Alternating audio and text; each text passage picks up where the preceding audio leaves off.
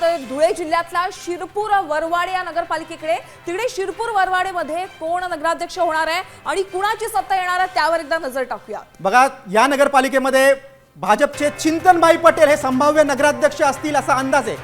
बघा, आणि किती नगरसेवक कोणाचे किती निवडून येतील बघा। भाजपची सत्ता येईल, 25 नगरसेवक त्यांचे निवडून येतील, संभाव्य सत्ता भाजपची येईल असा अंदाज आहे शिरपूर वरवाडेमध्ये। नक्कीच आमचे प्रतिनिधी सचिन पाटील यांनी याबाबत काय अंदाज वर्तवलेला आहे पाहूया।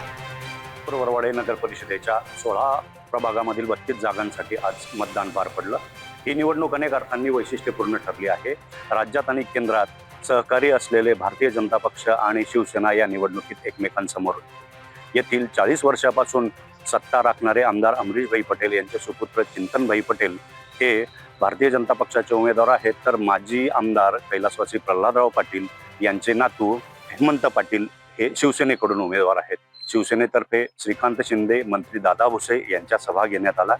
मतदानामध्ये चांगलीच चुरस निर्माण झाली। मतदारांचा कल पाहिला तर भारतीय जनता पक्षाला नगराध्यक्ष आणि नगरसेवक या दोन्ही पदांवर विजयाची सर्वाधिक संधी आहे।